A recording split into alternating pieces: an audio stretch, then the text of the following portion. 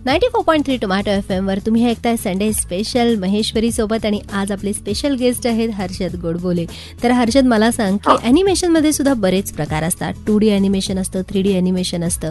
तर नेमकं 2D animation म्हणजे काय? मेनली अॅनिमेशन मध्ये 3 प्रकार असतात. 2D अॅनिमेशन म्हणजे 2 डायमेन्शनल अॅनिमेशन, बरोबर. 3D अॅनिमेशन म्हणजे जे कम्प्युटरवर वगैरे केलं जातं किंवा स्पेशल इफेक्ट साठी बेसिकली ते जास्ती वापरतात. आणि तिसरं आहे ते स्टॉप मोशन अॅनिमेशन, जे तारे जमीन पर मध्ये वापरलं गेलं. याच्यामध्ये फरक असा की 2D अॅनिमेशन हे कागदांवर केलं जातं किंवा कम्प्युटरवर आता नवीन नवीन सॉफ्टवेअर आले त्याच्यामध्ये केले जातात. पण ही सगळी ड्रॉइंग असतात, म्हणजे हँड ड्रॉइंग नसतं किंवा कम्प्युटरवर केलेलं ड्रॉइंग नसतं.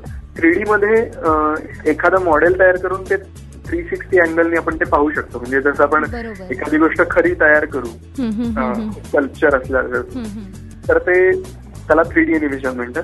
आणि स्टॉप मोशन मध्ये वेगवेगळे मीडिया असतात की ते सगळं तुम्हाला ती पपेट्स तयार करावे लागतात आणि त्याचे फोटो काढले जातात आणि प्रत्येक फ्रेमला ते पपेट हलवत त्याचे फोटो काढून ते अॅनिमेशन तयार होतं. पण मग हे बरंच वेळ खाऊ आहे. नक्कीच आहे. त्यामुळेच खरं तर अजून हे इतकं जेवढं पसरायला हवं तेवढं पसरलं नाही. ओके. पण मला असं वाटतं की हळूहळू लोकांच्या मध्ये हे छान पद्धतीनं पसरत जाईल आणि लोकांना याची आवड पण लागेल. ऐकत रहा 94.3 टोमॅटो FM वर संडे स्पेशल विथ महेश्वरी, एकदम फ्रेश. 94.3 टोमॅटो FM वर तुम्ही ऐकताय संडे स्पेशल. मी आहे महेश्वरी आणि आज मी गप्पा मारते हर्षद गोडबोलेशी. हर्षद, तुला एक सांगते की जेव्हा आम्ही हा पिक्चर बघितला ना, तर त्यावेळेला हे स्टॉप मोशन अॅनिमेशन बघताना एवढं छान वाटत होतं. पण मग पिक्चर मध्ये स्टॉप मोशन अॅनिमेशन घ्यायची कल्पना कोणाची? ही कल्पना मुख्य माझे जे मेन डायरेक्टर आहेत हेमंत व्यास, बरोबर, त्यांची आहे. आम्ही दोघांनी म्हणजे ते माझ्याच ऑफिसमध्ये होते. त्यांना मी असिस्ट करत होतो. याही प्रोजेक्टमध्ये मी त्यांना असिस्ट केलं होतं. गेले काही वर्षांपासून ते या फील्डमध्ये काम करतात. आणि अगोदर 1-2 फिल्मसाठी आम्ही शॉर्ट फिल्म होत्या त्या क्ले अॅनिमेशनच्या, त्यांना मी तेव्हा असिस्ट केलं होतं. आणि त्याच्यानंतर जेव्हा हे प्रोजेक्ट आलं तेव्हा हे असं करता येईल का असं एक ऑप्शन म्हणून त्यांनी आमिर खानना दाखवलेलं होता आणि त्याच्यातनं ही कल्पना पुढे आली. आणि मग मी त्यांना यासाठी असिस्ट करायला लागलो. मी आणि माझे अजून 2 पार्टनर अरविंद आणि विशाल म्हणून, आम्ही असे 3 जण मॉडेल मेकर म्हणून त्यांना असिस्ट करत होतो. क्या बात है, मॉडेल मेकर. येस, म्हणजे तुमच्या मनातल्या वेगवेगळ्या कल्पना तुम्ही आता लोकांच्या समोर मांडणार हे मात्र निश्चित आहे बरं का. तर मंडळी, ऐकत रहा हर्षद गोडबोलेला 94.3 टोमॅटो FM वर संडे स्पेशल मध्ये, एकदम फ्रेश. 94.3 टोमॅटो FM वर तुम्ही ऐकताय संडे स्पेशल. हर्षद आपल्याशी गप्पा मारतोय. मी आहे महेश्वरी.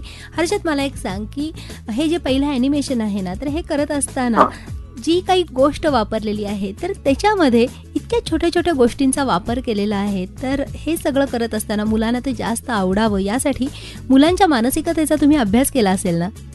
हो, बरेचदा असं होतं की आपण एक आत्ताच्या म्हणजे आपण त्या वयातल्या असतो त्या वयाचा आणि विचार करत जातो आणि मग ती कल्पना पुढे येते. पण मग असं होतं की नाही, ही आता अगदीच नॉर्मल किंवा आपल्याला जशी सूट होईल तशी किंवा आपल्या वयाला जसं वाटतं तसं आपण केलंय, मग ही लहान मुलाला कशी वाटेल असा विचार करून म्हणजे एक कल्पना पुढे येते आणि मग त्याचं कन्व्हर्जन आपण वेगवेगळ्या वयांमध्ये करायचं, असं थोडंफार ते करावं लागतं. अच्छा, मग त्यासाठी काही लहान मुलांच्या मानसिकतेची पुस्तकं वगैरे वाचलीस का काय? नाही, असं काही नाहीये. पण ते डेली लाईफ मध्ये आणि ते विचार करण्याचा एक फ्लो सुरू झाला की तसं ते यायला लागतं. अच्छा, म्हणजे आपली मनाची एकदा प्रक्रिया सुरू झाली, विचारांची प्रक्रिया चालू झाली की त्यातनं एक एक गोष्टी क्लिअर होत जातात आणि आपल्या हातून चांगल्या कलाकृती घडायला लागतात, बरोबर ना? हो. तर हर्षद, तुझ्याशी अजूनही मला गप्पा मारायच्यात, पण या काही गाण्यांच्या नंतर. ऐकत रहा 94.3 टोमॅटो FM, एकदम फ्रेश. 94.3 टोमॅटो FM वर तुम्ही एन्जॉय करताय संडे स्पेशल महेश्वरी सोबत. हर्षद, मला एक सांग की अशा पद्धतीचे काही प्रोजेक्ट तुझ्या हातात आहेत का? अशा पद्धतीचा तरी अजून नाहीये प्रोजेक्ट. कारण अजूनही जेवढं लोकांना माहिती असायला हवं तेवढं या फील्डविषयी माहिती नाहीये. कारण तुम्हाला माहिती असेल तर हे जे प्रोजेक्ट होतं हे भारतीय फिल्म जे आतापर्यंत झालं होतं त्याच्यामध्ये हे पहिलं काम असं आहे ज्याच्यामध्ये क्ले अॅनिमेशन वापरलंय. त्यामुळे बॉलिवूडसाठी तरी हे नवीनच आहे, पहिलंच काम. पण हॉलिवूडमध्ये तर अशा पद्धतीचे प्रोजेक्ट खूप चालतात ना? बाहेरच्या ह्याच्यात चालतात फिल्मसाठी. आपल्या इथेही चालतं, पण आपल्या इथे फक्त टीव्ही ऍडव्हर्टाइजमेंट साठी आतापर्यंत हे वापरलं जात होतं. फिल्मसाठी हा प्रकार नवीन होता. कारण टीव्ही ऍडव्हर्टाइजमेंटसाठी हे ऑलरेडी वापरलं गेलेलं आहे बरेचदा. पण फिल्मसाठी हे नवीन आहे आणि फिल्म तसं लार्ज स्केल असतं किंवा त्याचं एक्सपोजर खूप मोठं असतं टीव्हीपेक्षा, त्यामुळे त्याचा इम्पॅक्टही वेगळा असतो. अरे इम्पॅक्ट म्हणजे केवढ्या लोकांच्यावर इम्पॅक्ट झालाय तुला माहितीच आहे ना. तर मंडळी ऐकत राहा 94.3 टोमॅटो FM वर हर्षदला संडे स्पेशल मध्ये एकदम फ्रेश.